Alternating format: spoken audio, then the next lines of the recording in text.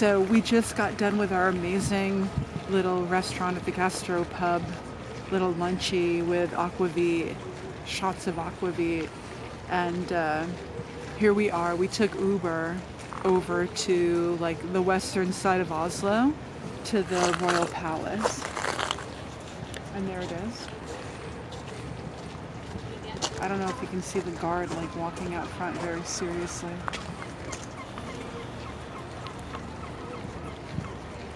So the king like lives in this house with his family. The Uber driver, no, it wasn't the Uber driver. The king pays no taxes in Norway. Which is crazy because everybody working is paying a lot of fucking taxes. But you know, depending upon who you talk to, and I think it's kind of true, like Norwegians are happy people. They like being here, they like the way that the system is set up, and they have enough reserves in their government where supposedly if everybody quit their job for 5 years, they could all live off the system. That would never happen in the US. We have way more people. There are 5 million people in Norway. And I feel that's according to our Uber driver. Yeah, it's according to our Uber driver. All of our Uber drivers are different. But I mean, I've heard, like, the rumor has it, not from this Uber driver, but like our past Uber driver was talking about, he's a social worker, he went to university in Trondheim, and he was saying, like, yeah, like, the prisons here are so nice, like, some people commit a crime just to go to jail and have, like, fairly nice housing, which I got that from our TV show Lilyhammer that we watch, but, like, maybe that might be true in real life. So, yeah, so here we are. Our Uber driver did say that there's a possibility that the king could pop out at around 5 o'clock to just wave to nothingness. For the changing of the guard. Oh, the changing of the guard. Yeah, but I don't want to stand here for that long. Why? What time is it? Like 3. Yeah, it's 3:45. We're not going to wait for an hour and 15 minutes to see if the king... To maybe see if the king comes out. Does he come out in his bathrobe? Does he come out in, like, full-on king garb? He probably wears a suit. So I imagine... Of armor. Big metal armor. Like very 14th century. Yeah, Central Europe, century. 14th century English armor. So I don't really know, like, what the story is here, but... But that's the balcony he would come out on. Yeah. Great. The guards are very serious. Like, I totally Is he going into his house? No, he's just standing in front of it. No. The other guy, like, almost, he was just patrolling, but now he's kind of in his house. Very interesting. So yeah, here we are. Like, there are no fences around. Like, we're standing in front of the Royal Palace. It's not like the White House, right, where you could never do this. You'd have to admire it from afar on Pennsylvania Avenue. It's a fairly nondescript place, really, if you think about it. It's kind of tiny for a king.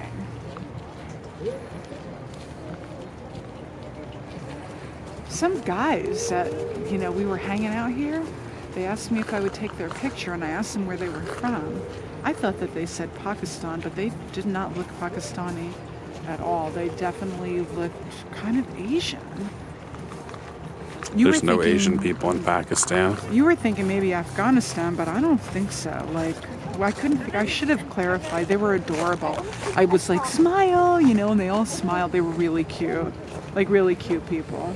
And that's my whole thing. Like, people really are people. Like, they're either good-hearted or they're not so good-hearted. And I don't know. Like, we met a lot of really cool, good-hearted people on our little Scandinavian trip. We did. I know, it makes me get teary-eyed. It's like the opposite of all the graffiti at that one little church, whatever. Not even medieval. Like, what would you even call it? It was like Viking-esque. I'm staring out right now, like, this scenery is really quite amazing. It's a beautiful park. Everybody's out strolling. Like, as far as I think Norwegians are concerned, today's like a pretty nice day, even though the sun's not out. And according to our server at our little gastro pub, she's from Hamburg but lived in London. Totally adorable, amazing redhead. Yeah, like she said, you know, Norwegians tend to stay in. on this kind of day. They only come out when it's sunny, which whatever. In California, they'd be out all the time. I don't know. I'm feeling like kind of a little choked up. It's our last day on our Scandinavian trip. We leave tomorrow to fly back to London and then fly back to San Francisco. Yeah. And I am blown away by all the things we did on our trip. I feel whimsical, but today like kind of a little bummed out. Not bummed out, just sort of, I don't know. I swear I could travel all the time. I felt like the trip was never going to end. Yeah, I thought it was never. We ended up renting a great apartment like on the 19th floor of a building where from the apartment window at night on the 19th floor, like you can totally look out and see the ski jump, which is amazing because that's where we started our Scandinavian trip on our first day in Oslo, taking Uber Black all the way up to the top of the ski jump. Our third day. Our third day? Second day. We went to the day? Viking ship museum the Oh, we first went day. to the Viking ship museum. Yeah. But it was one of the first things we did on our One trip. of the first things we did. And so now like we can see the ski jump from our apartment window. And It's pretty great. it's pretty cool. All lit up at night until like 11 o'clock and then they shut the lights off. Which is another cool thing. Like, unlike Italy where, you know, you get to shop and eat like at very designated times, like lunch is from like noon to 2:30 in Italy. Like once a restaurant opens in Norway at 11 o'clock in the morning, it stays open until 11 o'clock at night. So Norwegians, I guess, they like to eat an early dinner around 6, but then they have like second dinner at like 11 o'clock at night. And the other thing that I was kind of amazed by is, hang on, the Aquavit is kind of kicking in with my brain. The other thing that's amazing is pretty much everywhere we went, they have brown bread and cheese and meat for breakfast. Norwegians like their meat, which is fine with me because I like my meat too. So yeah, like we've been eating bread and meat and cheese every day for breakfast, like, and that's pretty cool. And so if a Norwegian goes out for dinner at 6 o'clock, which they probably don't go out to dinner all that much considering we dropped like, I don't know, 120 bucks just now on lunch, American dollars. I think they don't go out to eat all that much. Yeah. So then they have like bread and meat and cheese like 10, 11 o'clock at night before they go to bed. But I hear like if you live in Norway, if you live in Oslo, like you really have to pay attention to eating like a Norwegian, whatever that means. Food here is pretty expensive, so I don't know. But I think Norwegians, like I'm looking around right now, they're all kind of tiny. Not height-wise, but like size-wise. Yeah, they can't afford to They eat. can't afford to overeat, which is not a bad thing. Yeah. So this is it, the Royal Palace. The guard is kind of looking like he might be going back in his box, but I don't know. I'd be really, really bad at that job. I'd be like, I can't march around and I can't be in a box. Well, good thing you're not a Norwegian Royal Palace guard then. Yeah, I would not be good at that.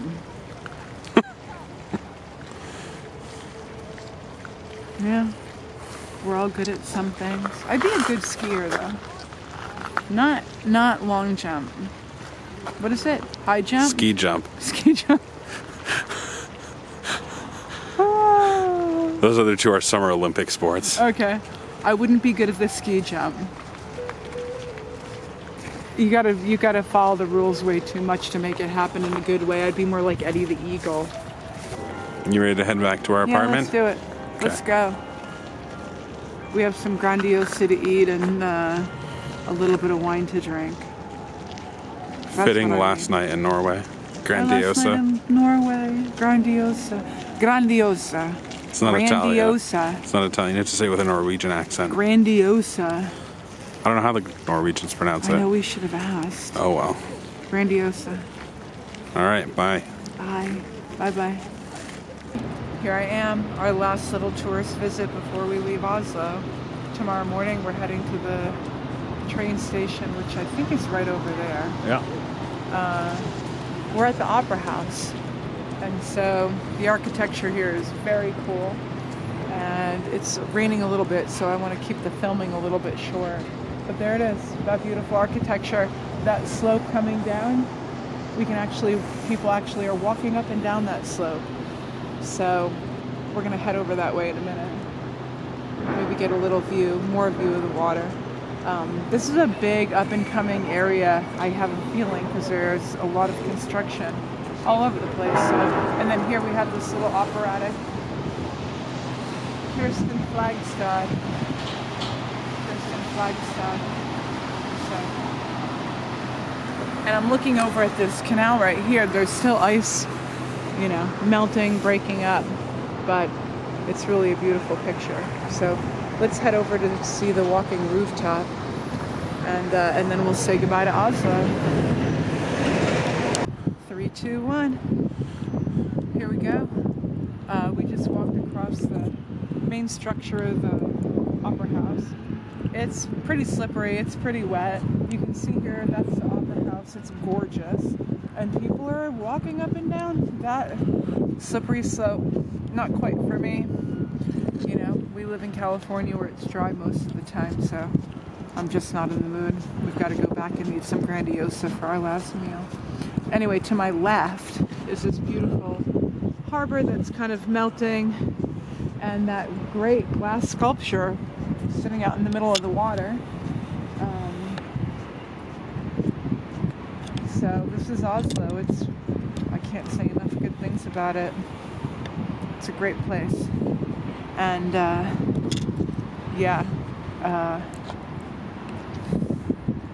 there's signs all over that say caution. Hey, it's slippery. Bicycles and skateboards are not allowed. And I kind of think that's about it. You can walk up it at your own risk. It's not that big of a deal. I'm sure when it's dry, it's probably gorgeous. So, yeah.